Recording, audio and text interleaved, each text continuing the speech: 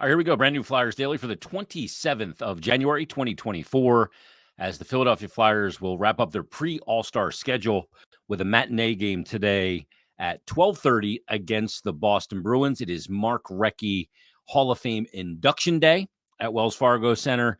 And coming up in just a minute or two, you're going to hear a conversation I was able to have with the newly enshrined Mark Recchi coming up from yesterday before the alumni game last night. Before we get into Flyers Bruins and the game that takes place today, let me just talk about the alumni game last night. Sometimes the greatest theater and sports theater seems to be pre-written. And for that game last night between the Flyers alumni and the Bruins alumni, it seemed like the number 8 was in the cards for pretty much the entirety of the night. And here's why.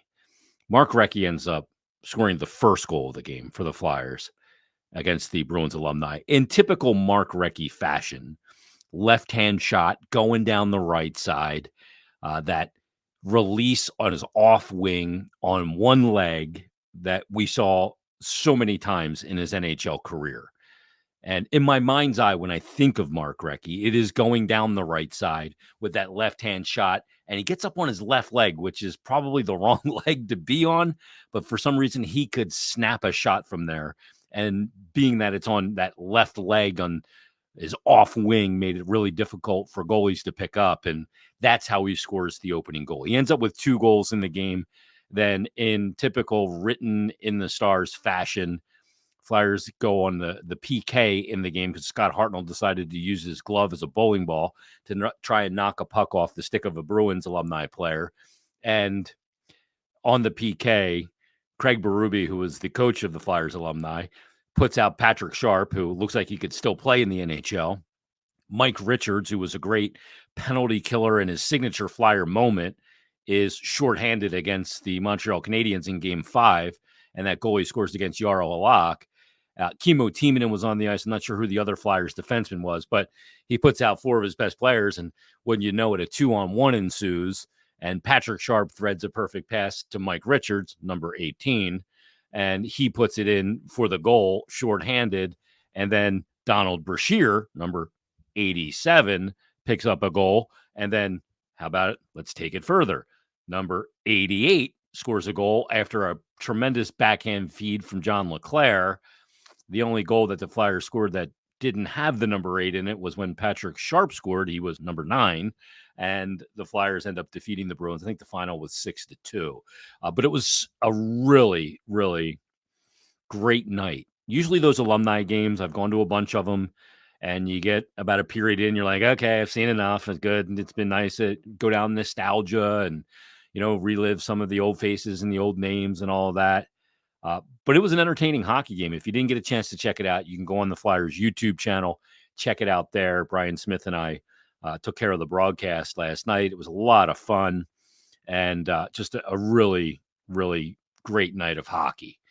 Got to see Joe Watson play his last game, and Joe out there spilling it like he always does. And seeing Ray Bourque for the Bruins alumni was really cool. Just such a good player he was. He was amazing.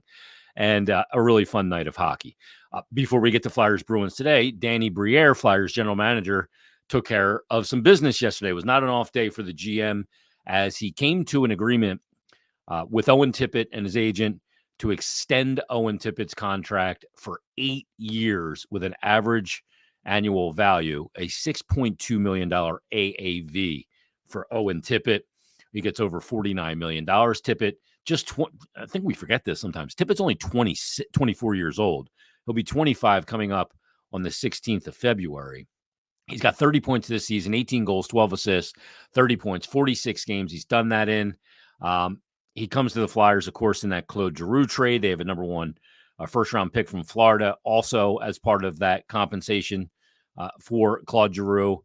And Tippett I think he's a really important piece for this Flyers team going forward. And while you look at the $6.2 million AAV, you go, that makes sense. That's right. That's a good number. That number's only going to get better because we have lived in this world since the pandemic hit in March of 2020. Now, geez, 4 years ago. Can you believe that? That's a freak show just thinking about it.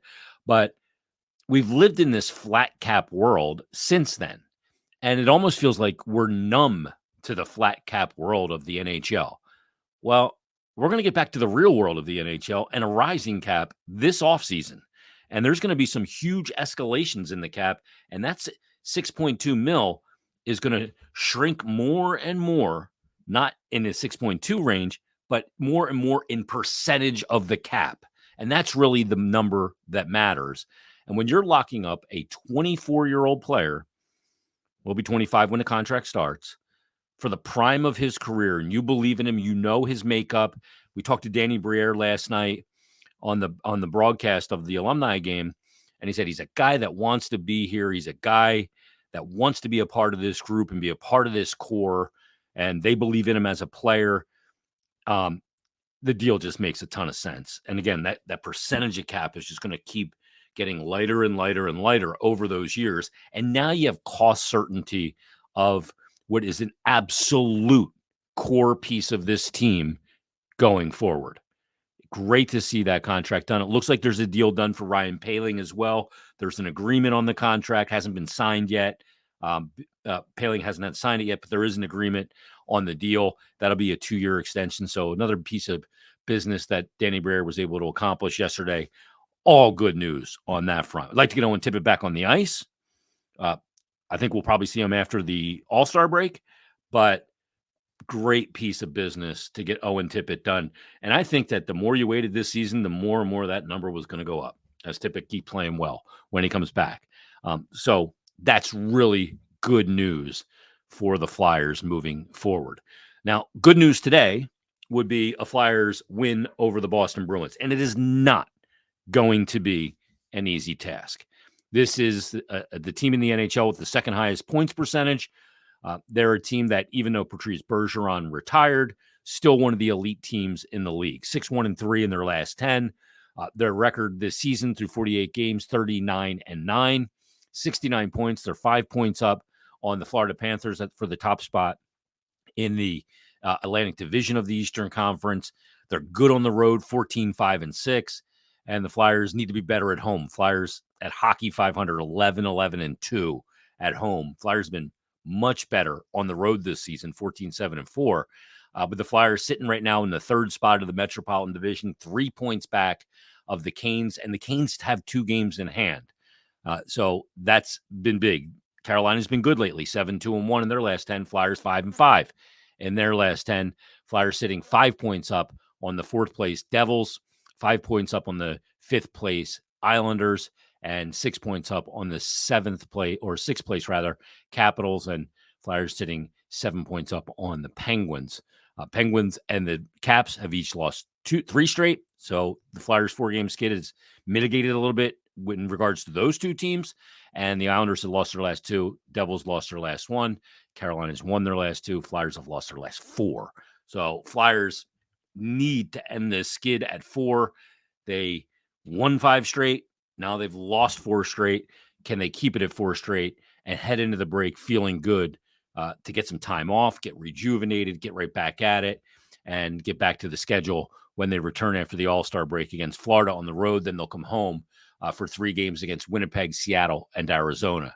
So not an easy schedule.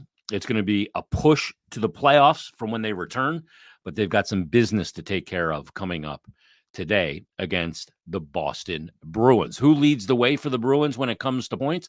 Like I mentioned, there's no Patrice Bergeron there anymore. In my view, what I've called the perfect hockey player.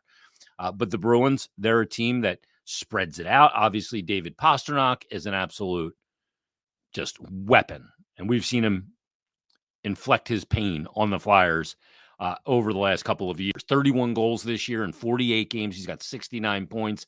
He leads the way for the Bruins. Brad Marchand's got 47 points in 48 games. I mean, the drop-off there from Pastrnak to Marchand is 22 points difference from 1 and 2. Charlie Coyle's got 41. Charlie McAvoy's got 31 in 40 games. James Van Riemsdyk's got 7 goals, 22 assists, 29 points in 44 games. He's playing over 13 minutes a night, and he's got 5 power play goals, third on that team on power play goals. Pasternak's got 11, and Marchand has 7. So Flyers Bruins coming up today, and it'll be Mark Recchi's induction ceremony at Wells Fargo Center as well before the game. We're asking Flyer fans get there at noon for the ceremonies and enjoy that. Recchi going into the Flyers Hall of Fame, followed by the Flyers and the Bruins. Speaking of Recchi, I had a chance to catch up with him last night before the Flyers alumni game. He's a little nervous about the whole weekend and the focus being on him, but here's my conversation with former Flyer forward Mark Recchi. Flyers Daily, and we're joined by the man of the hour, the man of the week, NHL Hall of Famer, now Flyer Hall of Famer, Mark Recchi. Rex, how you doing? How you taking this all in? I'm doing great. It's getting surreal now that I'm here. It's hitting me pretty good now, and I'm really excited.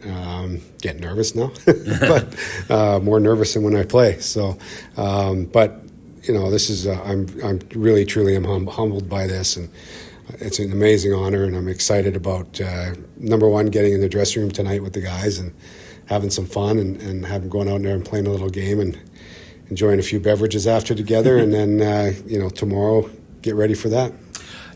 When you start your NHL career, your pro career, I don't think anybody, when they start it, goes, okay, I'm going to play over 1,600 games, close to 200 playoff games. That's how it played out for you. Was the plan along you're a fourth-round pick, 67th overall, just to play some pro hockey and see where it goes, right? Yeah, I was hoping, I just want to make it. And then once I made it, I said, if I get 4 or 5 years, this would be unreal. And, 22 years later, I finally pack it in. But, yeah, I never expected it. And but I was determined and kind of willing to do whatever. And I love the game. And it just kept on carrying me to play more and more. Is it about part of it, too, about avoiding the big injury to be able to sustain? 22 years is a long time. Oh, for sure. Yeah, I was very fortunate. I had some concussions that I had through the course of the year that really was the only time I missed games for. So that, I didn't miss a lot of games, and I did avoid those big ones. I had some minor ones. You have broken bones here and there. But, you play through them, you do through them. I hurt my knee, but I did it in training camp. I didn't miss any regular season games, so I, very fortunate in the times of that. And part of it was that I was pretty fit too, and I was pretty ready for the season. And I was my body type, I was a little bit thicker too, so I think that helped me. Were you a little ahead of the curve maybe in how you took care of yourself in off seasons, how you prepared for seasons, and stayed on top of your fitness in the season? Yeah, well, I knew what I needed to do, which I really learned what I needed to do pretty quickly as I got playing, and I knew what I needed to do to be successful and that I was going to be able to do it. I tried different things a couple times and it didn't work, and just to see and then I just basically from the time I was 25 on, I pretty much stuck to what I knew and what I needed, my body needed. So. Working smarter, not harder sometimes. Yeah. How much did the game change from when you came in 1988, 89 to when you retired in 10, 11? It's almost like a totally different sport. Yeah, it was totally. Obviously it was the clutching and grabbing, when I first came in. Well, not so much when I first came in. It was really, a intimidation game when I first came in. But a lot of, there was still a high-end skill, maybe not as much depth, where then it became more depth, but then it became clutching and grabbing. All of a sudden, teams were playing these really tight systems and clutching and grabbing and holding, and that's why they changed the game for the better. And so it's more speed now. It's more, I think it's a great game now where it's fast and there's still some physicality, which is still important, and you still need that. When you come back for your second stint, you come here initially, you get dealt. All said and done, you played 10 years as a Flyer. In some ways, it feels like 10 years. In other ways, it feels like, okay, it's 2 stints broken up. Yeah. But when you come back and you get to come here again, what's that experience like? Getting to come back to the city and be a part of another generation. Yeah, it was incredible, and to be able to come back and be part of it, and it was comfortable right away. I mean, it was still, Clarkie was still here, Homer was still here, Barry Henry, so it was still comfortable, and I was able to just step right back in, and obviously when you know the area, it's easy, and we loved the area. I loved the area, so it was an easy transition, but it was also awesome because I was a little bit of a different player back by that time too. I was more of a complete player, 200-foot player that could, had some little bit more leadership qualities, and I think it was a good, win-win for both sides. Sometimes going to an organization, you don't know where the showers or the bathroom are. Yeah. You're dizzy at that, but to come back here and go, I know where everything's at. Yeah. And the mentality of the fan base. The fans treated you really good over the years, and you earned it from them.